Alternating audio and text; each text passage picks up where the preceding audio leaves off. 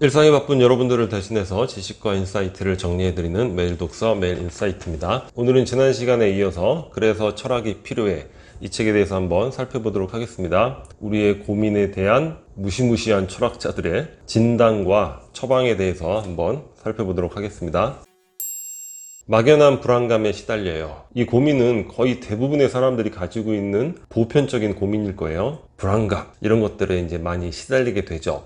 여기에 대해서는 토마스 홉즈가 답변을 하고 있습니다. 토마스 홉즈는 어떤 시대의 삶을 살았냐면 그 어머니가 당시 스페인의 무적 함대가 침공한다는 그 소식을 듣고 공포에 질려서 토마스 홉즈를 조산을 했다는 거예요. 그러니까 태어날 때부터 존재 자체가 거의 공포인 거예요. 그리고 토마스 홉즈가 살았던 시대는 영국에서 피의 그 청교도 혁명이 일어났던 시기였죠. 그냥 잡아다가 그냥 죽이고 이런 일들이 너무 비일비재한 공포스러운 상황이었던 거죠. 그러니까 토마스 홉즈가 세계를 바라보니 이거는 만인에 의한 만인의 투쟁이구만. 그러니까 이러한 투쟁 상태를 오히려 자연 상태로 바라보는 것이고, 그래서 우리는 사회 계약이 필요하다. 군주를 뽑아서 우리의 권한을 위임을 하고 그로부터 우리의 안전을 보장받아야 된다. 리바이어던 그 책에 잘 나타나 있죠. 그러니까 홉스의 이야기는 뭐냐면 공포라는 거는 생존의 어떤 필수적인 조건이 된다는 거예요. 우리 그 진화 심리학적 관점에서 바라봐도 공포나 불안감 이런 것들은 우리 존재의 그 생존을 위한 필수 메커니즘이 된다는 거죠. 왜냐? 내일 먹을 것에 대해서 걱정하고 불안해해야지만 그만큼 생존율이 높아진다는 거예요. 아무 걱정, 불안, 공포 없이 가만히 있으면 그냥 굶어 죽기 딱 좋은 거죠. 그러니까 이거는 우리가 나 왜 이렇게 불안해하지? 난 너무 불안해.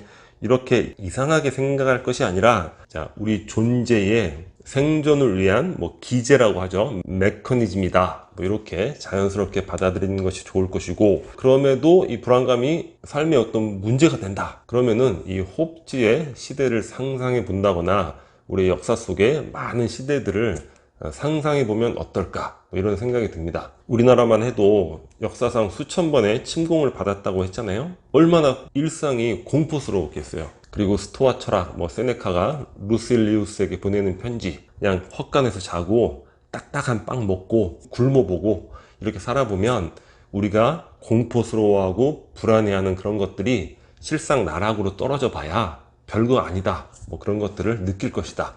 미리 연습을 해보라는 거죠. 그래서 일단은 불안감, 우리 존재의 기본적인 디폴트 상태라는 거. 근데 그걸로도 문제 해결이 안 되면 역사 속의 많은 상황들을 공부를 해보면서 지금 이 순간 우리가 살아가는 것들이 얼마나 평화로운 삶인지 그런 것들을 생각해 보는 게 도움이 되지 않을까. 존 스튜어트 밀이 답변을 하고 있는데, 인류의 삶에 가장 큰 영향을 미친 두 개의 저작을 꼽으라고 한다면 하나는 다윈의 진화론이고 나머지 하나가 존 스튜어트 밀의 자유론이라고 할 수 있죠. 자유론이라는 책은 우리가 현대 어떤 자유로운 삶을 살아가는 이런 것들의 이제 철학적 기반을 제공해 준 그런 책이라고 할 수 있습니다. 그 정도로 이제 어마무시한 책이 되겠죠. 우리가 늘 이렇게 자유롭게 살아온 걸로 생각을 하지만 인류의 역사를 이렇게 짚어보면 아주 가까운 과거조차도 한 개인이 이렇게 자유로운 삶을 영위한 적은 거의 없었던 것 같아요. 여튼 어떠한 조언을 하고 있냐면, 우리가 다이어트를 하게 되면 덜 먹고 키로수 재면서 1kg 더 쪘네 덜 쪘네 이런 거 가지고 일희일비를 하는데, 그러한 것들을 일종의 이제 양적인 쾌락이라고 일단 한번 가정을 해보도록 할게요. 근데 존 스튜어트 밀은 양적인 쾌락이 아니라 이제 질적인 쾌락을 추구하라 이렇게 진단을 하고 있습니다. 양적인 쾌락이라는 거는 공리주의 철학의 내용이 되겠죠. 근데 이 내용은 상당히 이제 문제가 있는 게, 그 시대에 이제 산업혁명이 일어났고 인류가 과거에는 경험해보지 못한 물질적인 풍요를 갖게 됐잖아요. 이러한 물질적 풍요를 기반으로 인간에 대해서 어떠한 관점을 갖고 있냐면, 이성이나 도덕, 존엄 그런 게 아니라 인간을 단순히 이제 쾌락과 고통에 의해서 살아가는 존재로 보는 거죠. 그러니까 쉽게 말하면 밥 먹여주면 너 행복하지? 그걸로 된 거 아니야? 이런 식으로 바라보는 관점이 공리주의 철학이라고 할 수 있죠. 하지만 스튜어트 밀은 그러한 것들에 반대를 하고 질적인 쾌락을 추구하라 이렇게 이야기를 하고 있습니다. 그러니까 다이어트 할 때도 뭐 1kg 더 찌고 덜 찌고 뭐 날씬해 보이고 뭐 거울 보고 이런 게 중요한 게 아니라 내가 과식을 하지 않았다는 거. 과식이라는 거는 다이어트를 떠나서 건강에 해롭고 환경에도 해롭잖아요. 과식을 하지 않고, 그다음에 운동, 우리 운동에 대해서도 많이 살펴봤는데 과격한 운동이 아니라 하더라도 기본적인 스트레칭 뭐 10분 20분 정도 하고 워킹 정도만 한 20-30분만 해도 몸이 변하는 것들을 관찰할 수 있단 말이에요. 그렇게 운동을 하면서 몸을 가꿨다는 성취감, 질적인 쾌락이 되는 거죠. 그리고 내가 어떤 계획을 세우고 내 자신과의 약속을 지켰다는 어떤 뿌듯함, 자신감, 이런 것들이 이제 질적인 쾌락이 되는 겁니다. 이러한 질적인 쾌락을 우리가 알게 되면 양적인 쾌락에 일희일비하는 그런 저급한 존재로 더 이상 격화되지는 않는다는 거죠. 다이어트에 대한 관점을 아예 바꾸라는 거예요. 성취감, 자신감, 그런 관점으로 바꾸라고 이야기하고 있습니다. 여기에 대해서는 미셸 푸코가 답변을 하고 있습니다. 우리 현대 프랑스 철학자 세 분 다 다루게 됐네요. 자, 미셸 푸코가 어떻게 조언을 하냐면 현대인들은 파놉티콘이라는 그런 감옥 생활을 하고 있는 것과 마찬가지다, 이런 이야기를 하고 있죠. 파놉티콘은 감옥 설계인데 가운데 감시자가 있고 감옥이 이렇게 돼 있어요. 그리고 빛을 여기서 이렇게 쏘는 거죠.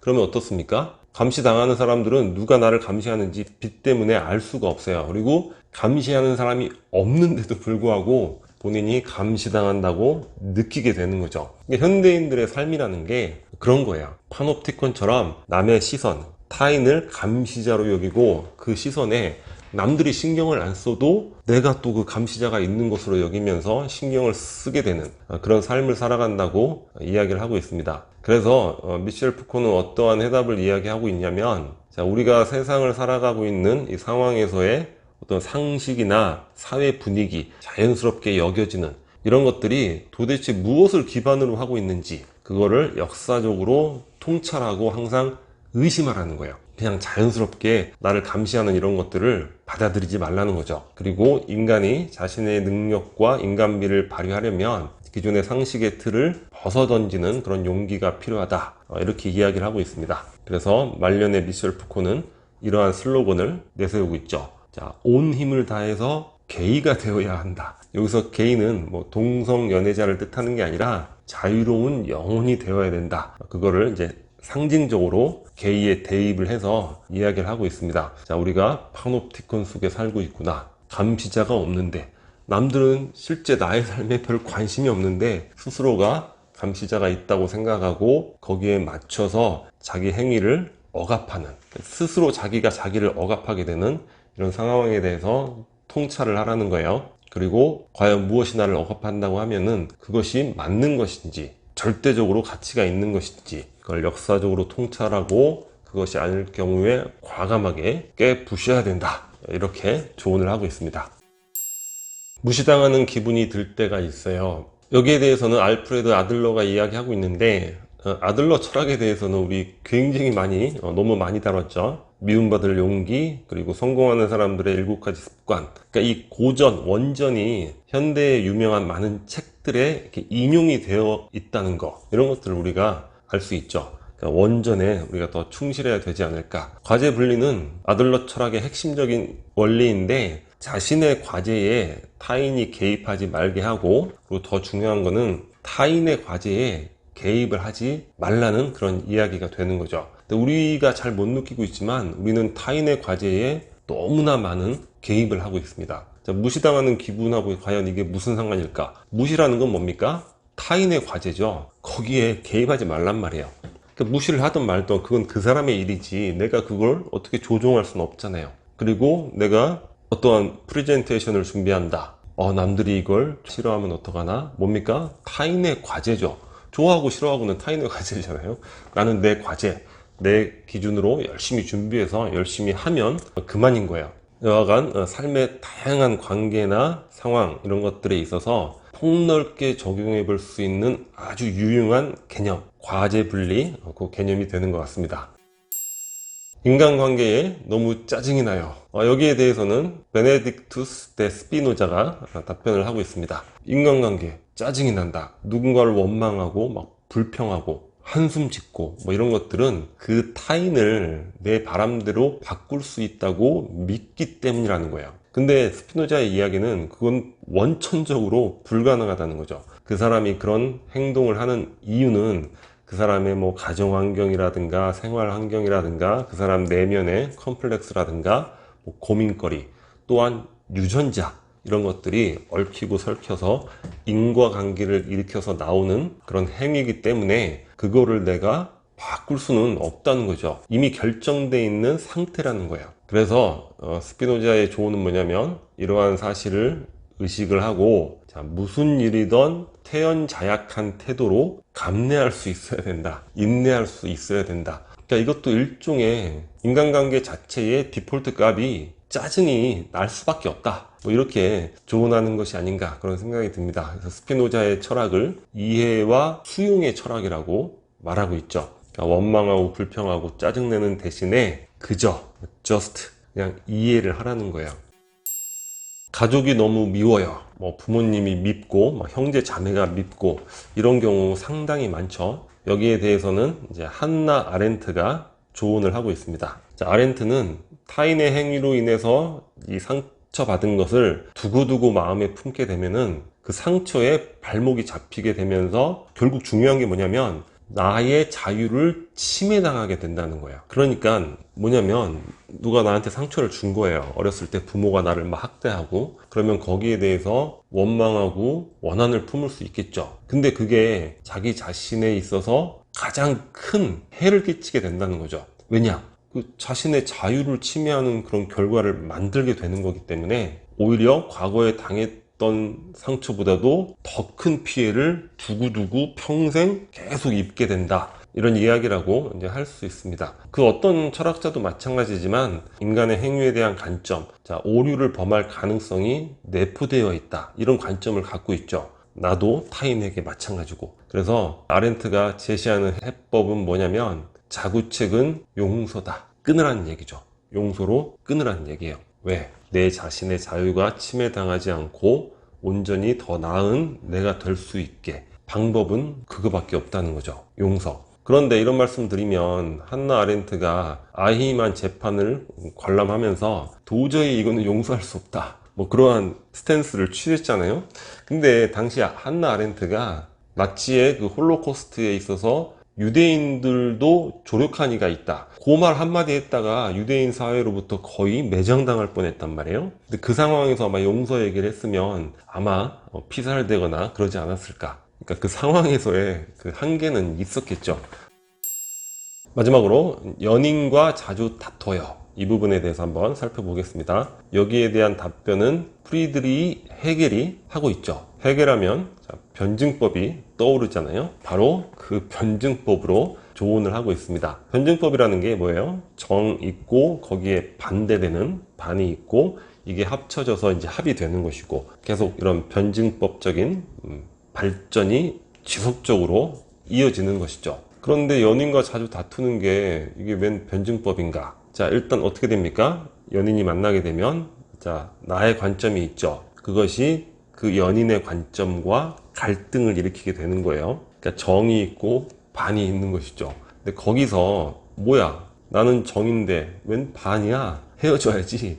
이런 게 아니라, 그러니까 변증법이라는 거는 필연적인 운동 법칙 아니에요? 그러니까 이 연인 관계에 있어서도 다툼이나 갈등은 필연적이고 보편적이라는 거죠. 우리가 뭐 아무 관계 없는 사람하고는 그냥 뭐 웃으면서 인사만 하고 잘 지낼 수는 있겠지만, 가까이 지내는 관계에 있어서는 정과 반이라는 이러한 개념이 안 나타날 수가 없는 것이죠. 그래서 여기서 그냥 딱 깨질 게 아니라 변증법적인 발전을 일으켜야 된다는 거죠.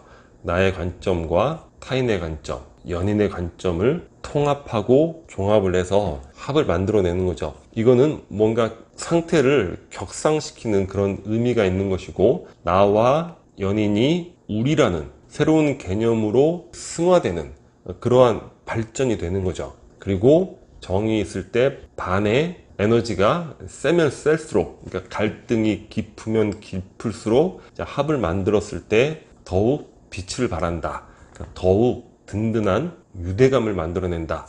그러한 조언을 하고 있습니다.